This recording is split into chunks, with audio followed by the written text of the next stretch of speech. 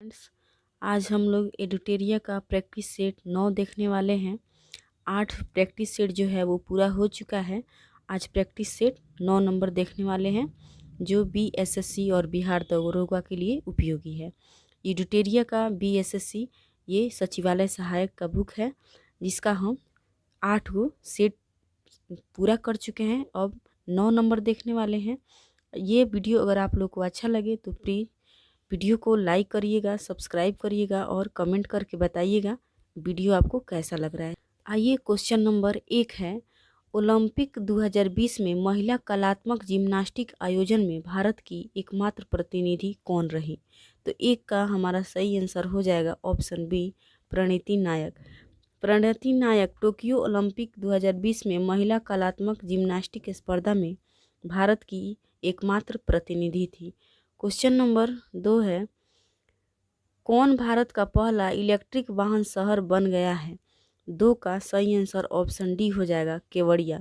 गुजरात में केवड़िया को भारत के पहले इलेक्ट्रिक वाहन शहर के रूप में विकसित किया गया है और यहाँ केवल इलेक्ट्रिक वाहनों की अनुमति होगी। गुजरात के केवड़िया में सिर्फ बैटरी से चलने वाले वाहनों का ही इस्तेमाल होगा, जिससे अब जलवायु परिवर्तन और बढ़ते प्रदूषण में कमी आएगी। क्वेश्चन नंबर 3 है, question number 3, A time for mercy पुस्तक के लेखक कौन है? 3 का सही आंसर ऑप्शन सी हो जाएगा, John Grisham. A time for mercy के लेखक जॉन ग्रिशम है, जबकि आज़ादी, फ्रीडम, पैसिफिक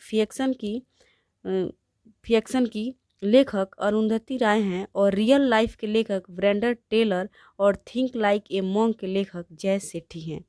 आइए क्वेश्चन नंबर 4, क्वेश्चन नंबर 4 है, किस देश ने नूरा अल मतौसी को अपनी पहला महिला अंतरिक्ष यात्री के रूप में नामित किया है?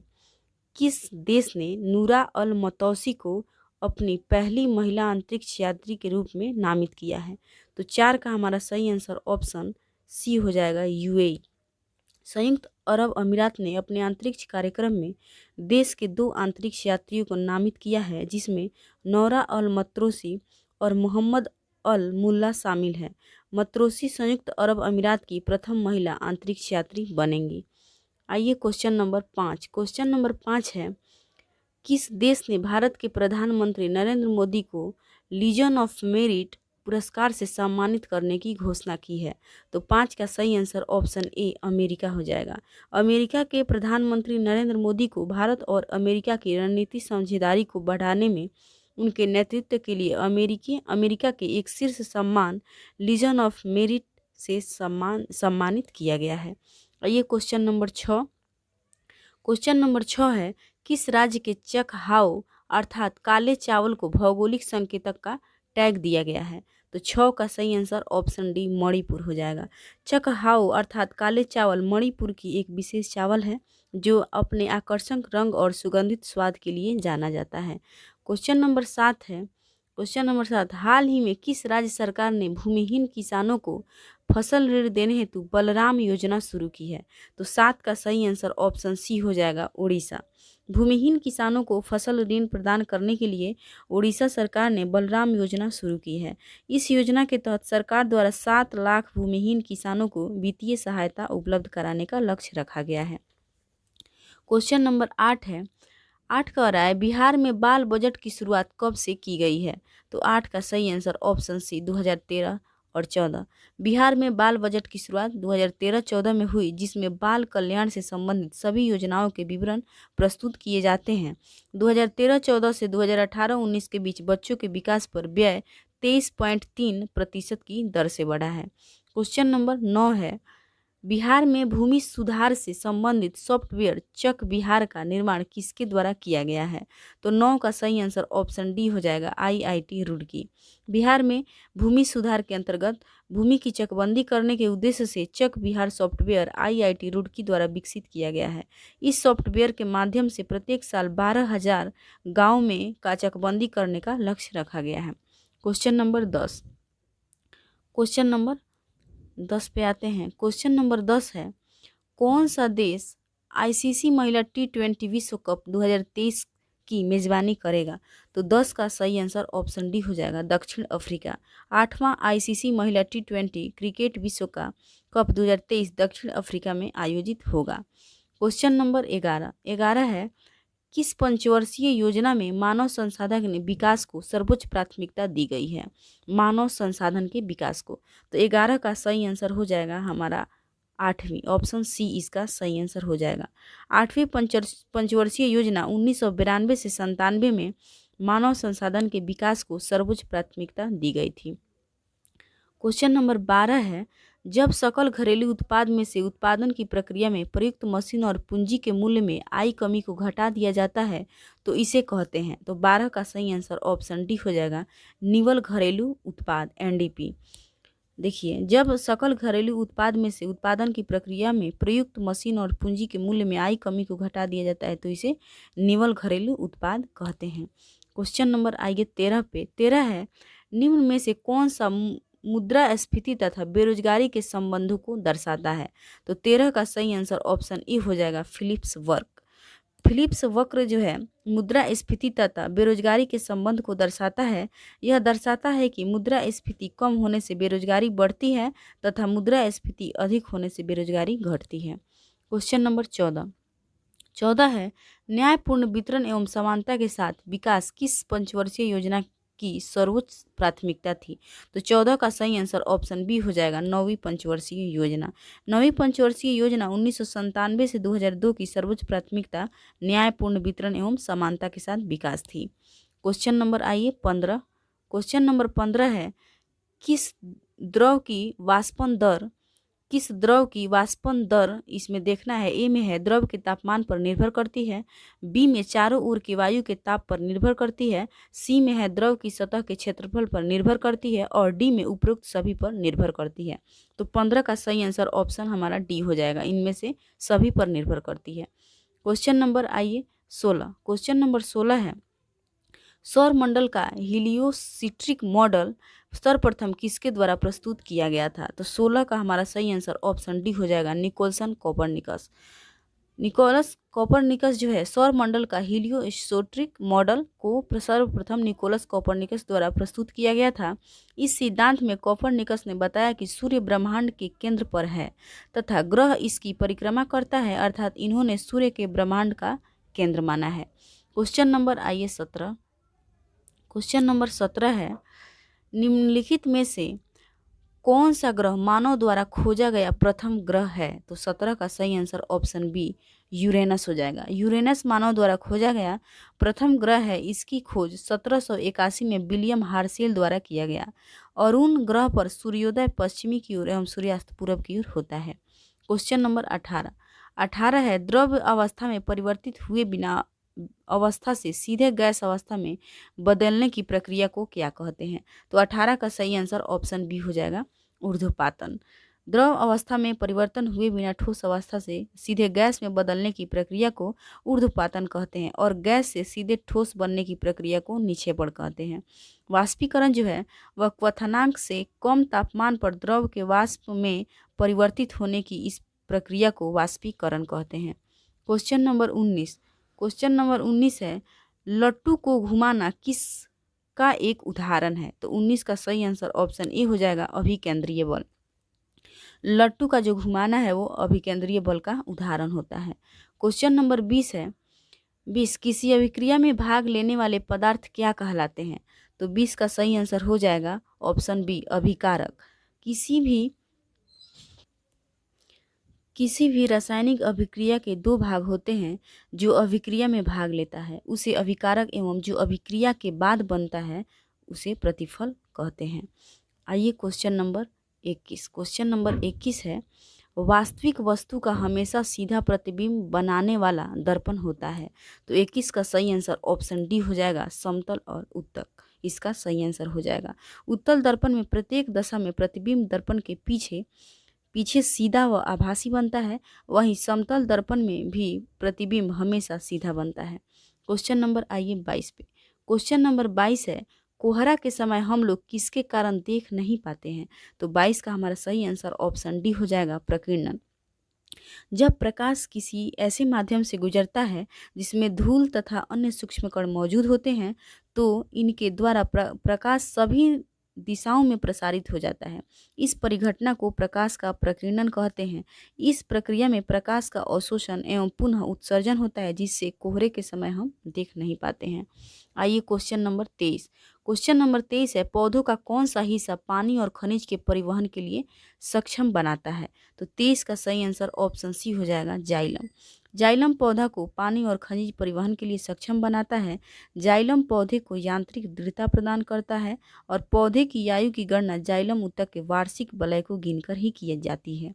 देखिए, वीडियो अगर आप लोग को अच्छा लग रहा है तो प्लीज़ वीडियो को लाइक करिए।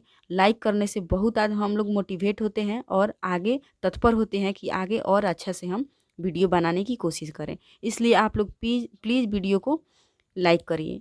आइए क्वेश्चन नंबर 24 पे। क्वेश्चन नंबर 24 है, मानव शरीर में लैंगरहैंस की द्वीपिकाएं कहाँ पाए जाते हैं? तो 24 का हमारा सही आंसर हो जाएगा ऑप्शन बी, अग्नाशय।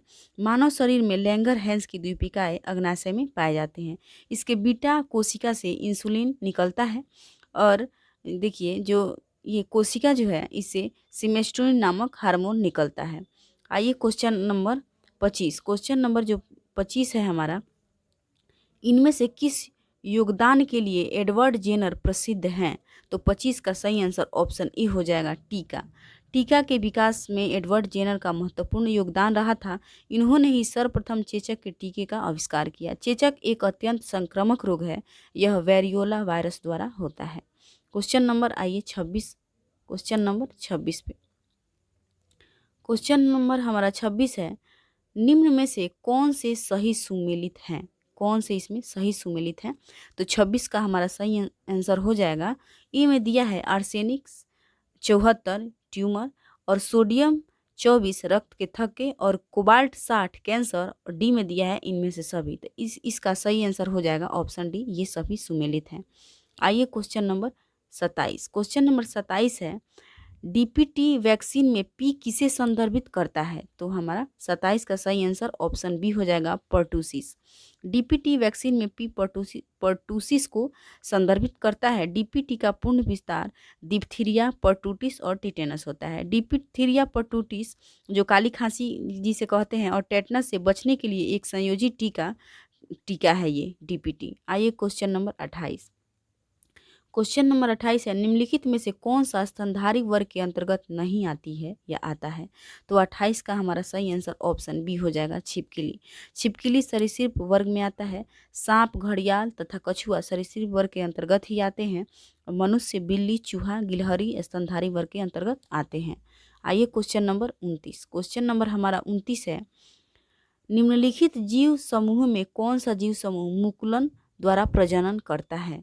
तो इसका देखिए सही आंसर 29 का क्या होगा? तो ऑप्शन बी इसका हो जाएगा, सिलिंड्रेटा। सिलिंड्रेटा जो है, सिलिंड्रेटा या निटेरिया वर्ग के जीव मुकुलन द्वारा प्रजनन करते हैं, जैसे मूंगा, हाइड्रा, स्पंज इत्यादि। आइए क्वेश्चन नंबर 30। क्वेश्चन नंबर 30 है, मानव के कुल रक्त आयतन में प्लाज्मा का प्रतिशत लगभग कितना होता है? तो 30 का सही आंसर ऑप्शन डी हो जाएगा, 55%। एक स्वस्थ मनुष्य में 5 से 6 लीटर तक की रुधिर पाया जाता है। यह एक तरल संयोजी ऊतक है जो 2 भागों से मिलकर बना होता है। प्लाज्मा है इसमें 55% तथा रुधिराणु 45%। मानव रक्त में प्लाज्मा 55% होता है, जबकि इसमें जल की मात्रा 90% एवं अन्य पदार्थों की मात्रा 10% ही होती है। आइए क्वेश्चन नंबर 31। क्वेश्चन नंबर 31 है, निम्न में से कौन सा एक ग्रंथि नहीं है? तो 31 का हमारा सही आंसर हो जाएगा ऑप्शन डी, पित्ताशय। पित्ताशय एक ग्रंथि नहीं है। यह नाशपाती के आकार का एक थैली है। यकृत से निकलने वाला पित्त इसमें जमा होता है। पित्त इस पीले रंग का पित्त रस जो है पीले रंग का क्षारीय द्रव है, जिसका पीएच मान 7.7 होता है। पित्त रस लवणों की सहायता से वसाओं को वाष्पीकरण एवं विखंडन करता है, जिससे वसा का पाचन आसानी से हो जाता है। क्वेश्चन नंबर आइए क्वेश्चन नंबर 32। क्वेश्चन नंबर 32 है, रक्त क्षीणता यानी कि एनीमिया की स्थिति किसकी वजह से उत्पन्न होती है? तो 32 का हमारा सही आंसर हो जाएगा ऑप्शन बी, आरबीसी की कमी से। रक्त क्षीणता का कारण आरबीसी की संख्या या उनमें हीमोग्लोबिन की मात्रा सामान्य से कम हो जाना है। एनीमिलिया के सबसे आम कारणों में पोषक तत्वों की कमी, विशेष रूप से आयरन की कमी के कारण यह रोग उत्पन्न होता है। आरबीसी का निर्माण अस्थि मज्जा में होता है। भ्रूण अवस्था में आरबीसी का निर्माण यकृत यानी कि लीवर और प्लीहा में होता है। डब्ल्यूबीसी की कमी से प्रतिरक्षक क्षमता कमजोर होता है। इस तरह हम लोग ये 32 क्वेश्चन जो है इसका पूरा किए। अब इसके बाद जो रीजनिंग का क्वेश्चन दे दिया है, इसलिए सीधे हम आते हैं, रीजनिंग और मैथ को हम लोग नहीं करा रहे हैं, इसलिए सीधे क्वेश्चन नंबर 76 पर हम लोग आते हैं। आइए क्वेश्चन नंबर 76। क्वेश्चन नंबर 76 है, सौरमंडल में दूसरा सबसे बड़ा ग्रह निम्न में से कौन है? तो 76 का हमारा सही आंसर ऑप्शन सी हो जाएगा, शनि। सौरमंडल का दूसरा सबसे बड़ा ग्रह शनि है, जबकि सबसे बड़ा ग्रह बृहस्पति है। शनि ग्रह के चारों ओर 7 वलय होना इसकी विशेषता है। यह आकार में पीले रंग का दिखाई देता है। आइए क्वेश्चन नंबर 77 पर। क्वेश्चन नंबर 77 है, एक ध्रुव को दूसरे ध्रुव से मिलाने वाली काल्पनिक अर्धवृत्त क्या कहलाती है? तो 77 का हमारा सही आंसर हो जाएगा ऑप्शन बी, देशांतर रेखा। क्वेश्चन नंबर 78, निम्न में से कौन सा चट्टान मैग्मा या लावा के जमने से नहीं बनती है? तो 78 का सही आंसर ऑप्शन डी हो जाएगा, चूना पत्थर। चूना पत्थर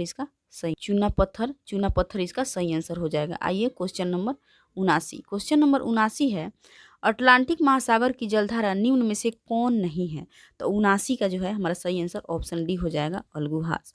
अल्गुहास की जलधारा हिंद महासागर की गर्म एवं अस्थायी जलधारा है, जबकि गल्फ स्ट्रीम फ्लोरिडा की जलधारा अटलांटिक महासागर की गर्म जलधारा है और बेंगुला की जलधारा अटलांटिक महासागर की ही ठंडी जलधारा है।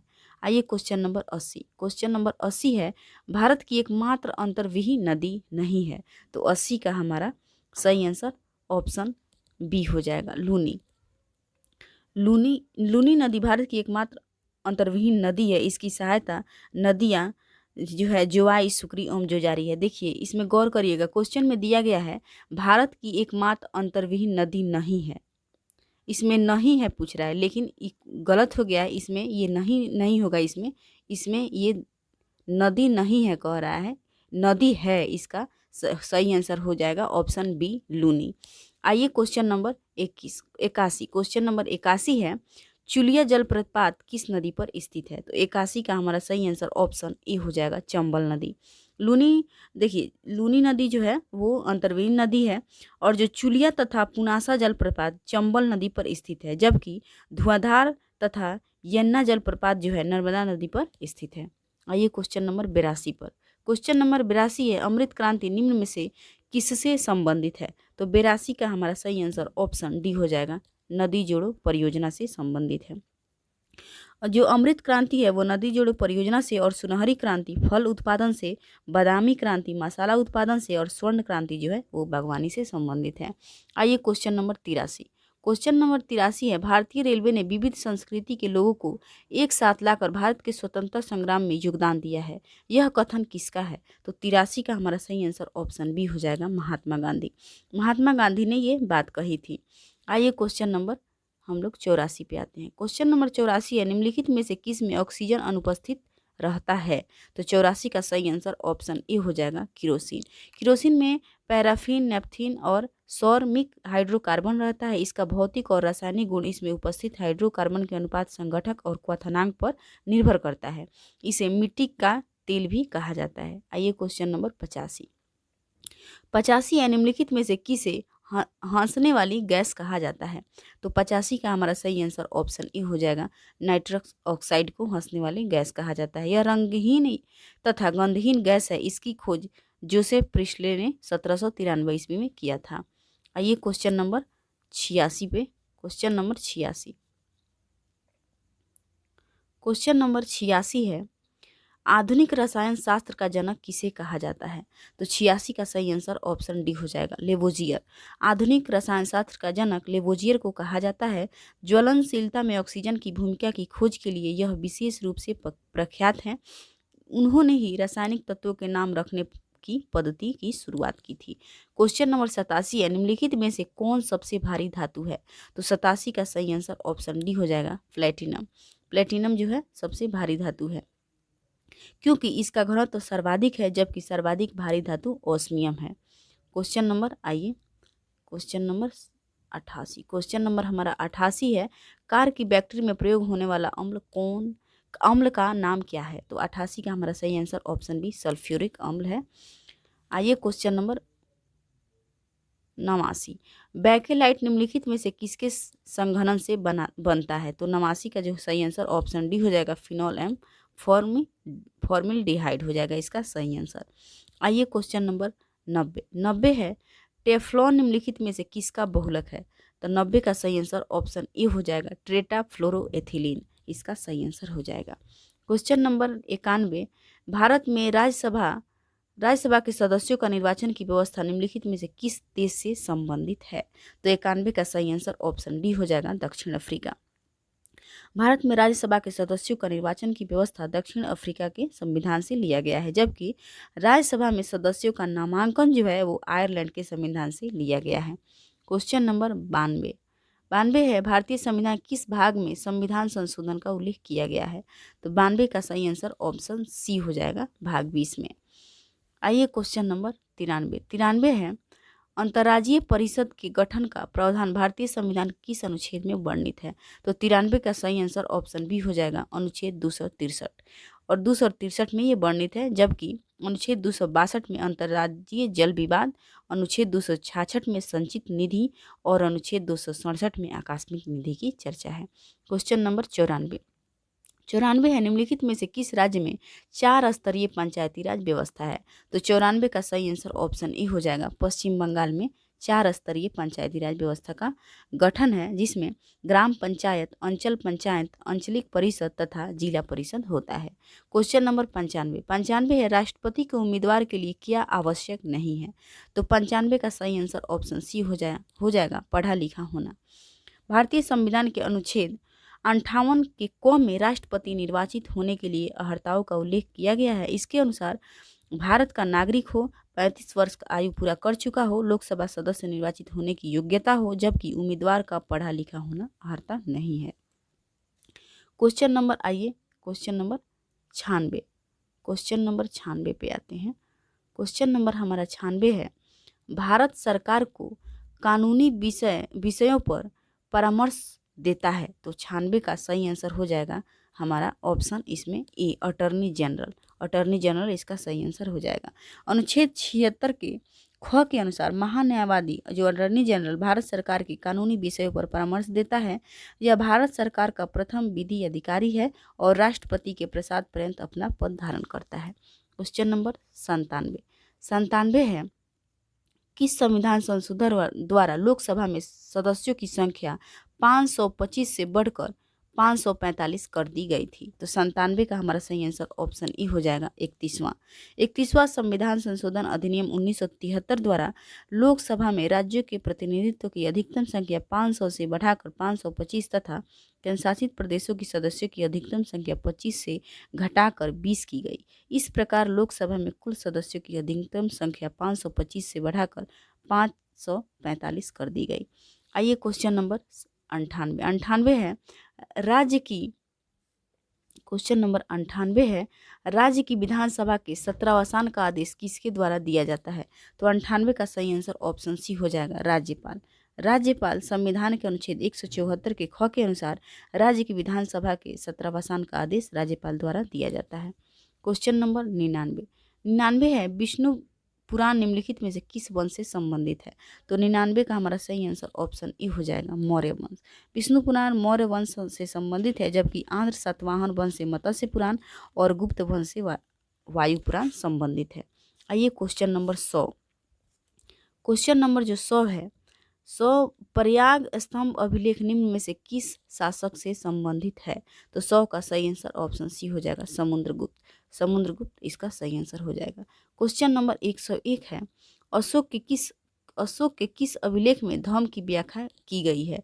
तो 101 का सही आंसर ऑप्शन ए हो जाएगा, 11वां इसका सही आंसर हो जाएगा। आइए क्वेश्चन नंबर 102 है, सर्वप्रथम दिल्ली के अमीरों का दमन निम्न में से किस शासक द्वारा किया गया था? तो 102 का सही आंसर ऑप्शन बी हो जाएगा, इल्तुतमिश द्वारा किया गया था। सर्वप्रथम दिल्ली के अमीरों का दमन। कुतुब मीनार के निर्माण को पूर्ण करवाया गया इसकी के द्वारा और इक्ता प्रणाली इल्तुतमिश के द्वारा चलाई गई। 40 गुलाम सरदारों का संगठन बनाया जो इल्तुतमिश और जिसे तुर्क ए चहलगानी के नाम से भी जाना जाता है। क्वेश्चन नंबर 103 है, निकोलो कोंटी निम्न में से किस शासक के समय विजयनगर आया था? तो 103 का सही आंसर ऑप्शन ई हो जाएगा, देवराय फर्स्ट। देवराय फर्स्ट के समय जो है निकोलो कोंटी विजयनगर आया था। एक क्वेश्चन नंबर आइए 104 है, अकबर द्वारा इलाही संवत की शुरुआत कब की गई थी? तो 104 का सही आंसर ऑप्शन ए हो जाएगा 1583। 1583 में अकबर द्वारा इलाही संवत की शुरुआत की गई थी। दिन ए इलाही की स्थापना 1582 में और मजहर की घोषणा 1579 में और इबादत खाना की स्थापना 1575 में किया गया था। आइए क्वेश्चन नंबर 105 है, द्वितीय एंग्लो मैसूर युद्ध के समय भारत का गवर्नर जनरल कौन था? तो 105 का सही आंसर ऑप्शन ए हो जाएगा, वारेन हेस्टिंग। द्वितीय एंग्लो मैसूर युद्ध 1780 से 84 के बीच हुआ था।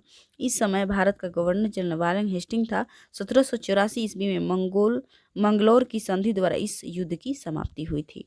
क्वेश्चन नंबर 106, क्वेश्चन नंबर हमारा 106 है। आइए क्वेश्चन देखते हैं 106 को।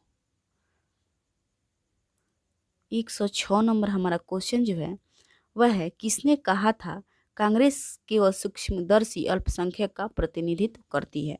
तो 106 का सही आंसर ऑप्शन डी हो जाएगा, लॉर्ड डफरिन के द्वारा यह बात कही गई थी।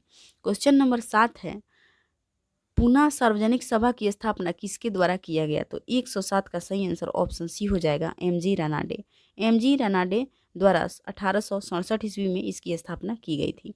क्वेश्चन नंबर 108 है और ये हमारा लास्ट क्वेश्चन है, पहली बार वंदे मातरम कब गाया गया? तो 108 का सही आंसर ऑप्शन ई हो जाएगा, 1896 में। पहली बार वंदे मातरम 1896 ईस्वी में गाया गया था। कांग्रेस का 1896 ईस्वी में अधिवेशन कलकत्ता में हुआ था जिसके अध्यक्ष रहीमतुल्ला सयानी थे। इस तरह आज हम लोग जीके जीएस और करंट का क्वेश्चन पूरा किए हैं। अगर आप लोग को वीडियो अच्छा लगे तो प्लीज़ वीडियो को लाइक करिएगा। आप लोग लाइक नहीं कर रहे हैं, व्यू तो बहुत ज़्यादा जा रहा है लेकिन आप लोग लाइक नहीं कर रहे हैं। आप लोग से अनुरोध है कि प्लीज़ वीडियो को लाइक करिए, सब्सक्राइब करिए। Thank you.